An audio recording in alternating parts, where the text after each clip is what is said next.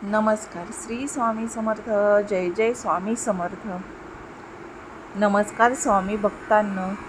ओम नारायणाय नमः.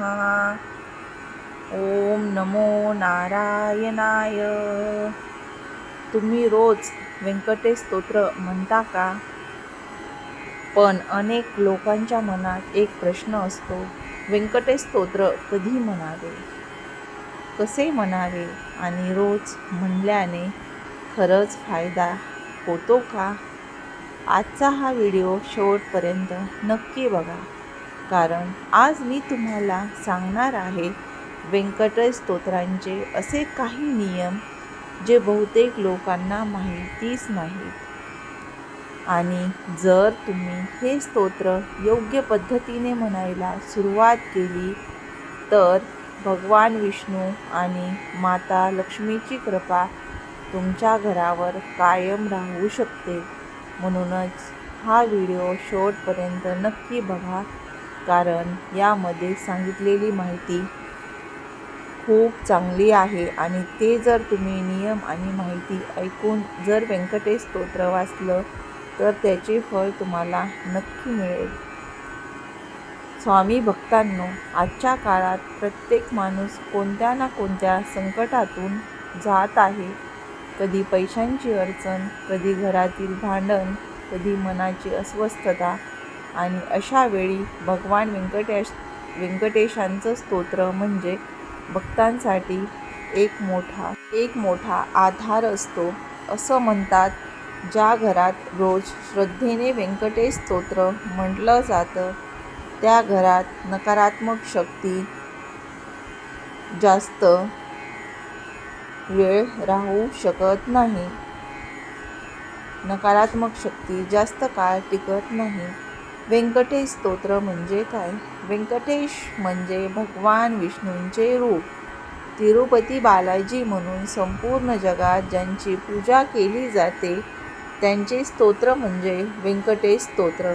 हे स्तोत्र मन शांत करतं, घरात सकारात्मक ऊर्जा निर्माण करतं आणि भक्तांच्या आयुष्यातील अडथळे कमी करण्यास मदत करतं. हे स्तोत्र रोज कसे पठण करावे?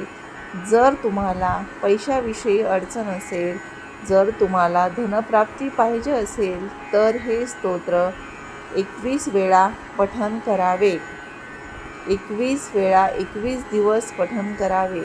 जर तुम्हाला मुलगा पाहिजे असेल तर हे स्तोत्र 3 महिने पठण करावे आणि जर तुम्हाला मुलगी पाहिजे असेल तर हे स्तोत्र 6 महिने पठण करावे.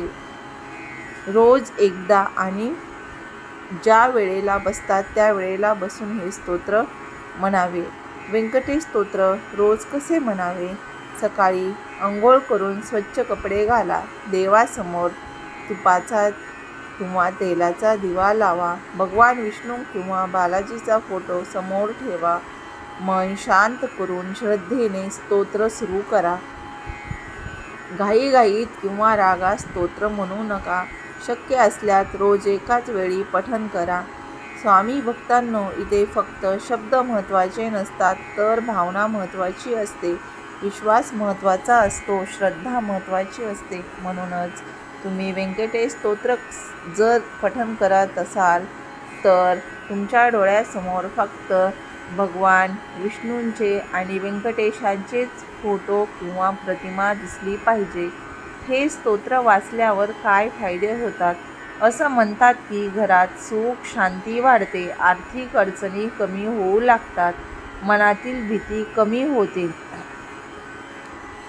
नकारात्मक विचार दूर होतात, भगवान विष्णू आणि माता लक्ष्मीची कृपा राहते आणि सर्वात मोठी गोष्ट म्हणजे मनाला एक वेगळी शांतता मिळते. यामध्ये अनेक भक्तांनी हे व्यंकटेश स्तोत्र वाचलेले आहे आणि त्यांना खूप चांगले अनुभव आलेले आहेत. असाच मी एक अनुभव तुमच्यासोबत शेअर करणार आहे. एका भक्ताचा अनुभव होता. तो खूप मानसिक तणावात होता. काम होत नव्हतं. घरात खूप भांडणं व्हायची, सतत किरकिऱ्या व्हायच्या. मग एका गुरूंनी त्याला सांगितलं रोज श्रद्धेने व्यंकटेश स्तोत्र म्हण आणि काही दिवसांनी त्याच्या आयुष्यात हळूहळू बदल व्हायला सुरुवात झाली. देव कधीच भक्ताला एकटं सोडत नाही, तर तो नेहमी आपल्या भक्ताच्या सोबत असतो. फक्त व्यंकटेश स्तोत्र म्हणताना तुमच्या मनातील अहंकार, वाईट विचार आणि दुसऱ्याविषयीची भावना चांगली ठेवा. मग व्यंकटेश स्तोत्र म्हणल्याचा खूप चांगला प्रभाव होतो. धनप्राप्तीसाठी 21 दिवस वाचा. मुलगी पाहिजे असेल तर 6 महिने वाचा आणि मुलगा पाहिजे असेल तर 3 महिने या व्यंकटेश स्तोत्राचे पठण करा. हे जेव्हा तुम्ही वाचतात त्यामध्ये स्पष्ट दिलेलं आहे कोणत्या गोष्टीसाठी किती वेळ लागू शकतो. म्हणूनच व्यंकटेश स्तोत्र म्हणताना सगळ्या गोष्टींचा विचार करा आणि नंतर व्यंकटेश स्तोत्र म्हणायला सुरुवात करा. पुढच्या व्हिडिओमध्ये आपण व्यंकटेश स्तोत्रांचे संपूर्ण पठण ऐकणार आहोत.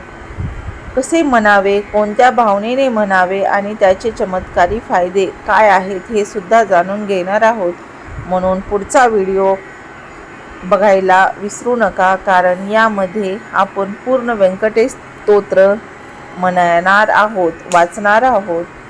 म्हणूनच तुम्हाला जर पुढचा व्हिडिओ बघायचा असेल तर आपल्या चॅनलला लाईक, शेअर, सबस्क्राईब करून ठेवा. जर तुम्हालाही भगवान विष्णूवर श्रद्धा असेल, विश्वास असेल तर कमेंटमध्ये ओम नमो नारायणाय असे कमेंट करा आणि हा व्हिडिओ प्रत्येक भक्तांपर्यंत शेअर करा, कारण कदाचित तुमचा एक शेअर एखाद्याच्या आयुष्यात आशा निर्माण करतो. म्हणूनच जर तुम्हाला व्यंकटेश स्तोत्राचा अनुभव आला असेल तर तुम्ही दुसऱ्यापर्यंत नक्की शेअर करा, कारण एखाद्याचं आयुष्य जर तुमच्यामुळे सुधरत असेल तर त्याच्या एवढं पुण्याचं काम कोणतंच नाही. आणि व्यंकटेश स्तोत्र हे म्हणजे फळ मिळण्याचं काम आहे. आणि जेव्हा तुम्ही व्यंकटेश स्तोत्र म्हणतात ना, तेव्हा या सगळ्या वरील अटी पूर्ण नीट वाचून ऐकून नंतरच म्हणा, कारण जेव्हा व्यंकटेश स्तोत्राच्या अटी आपण व्यवस्थित लक्षात घेऊन व्यंकटेश स्तोत्र पठण करतो त्या कालावधीमध्ये, तर आपली इच्छा नक्की पूर्ण होते. आणि व्यंकटेश स्तोत्र पठण केल्यावर बालाजी देवाला नमस्कार करायला विसरू नका आणि देवाला तुमचे काय इच्छा आहे ते पण सांगा. व्यंकटेश देव तुमची नक्की इच्छा पूर्ण करेल. धन्यवाद.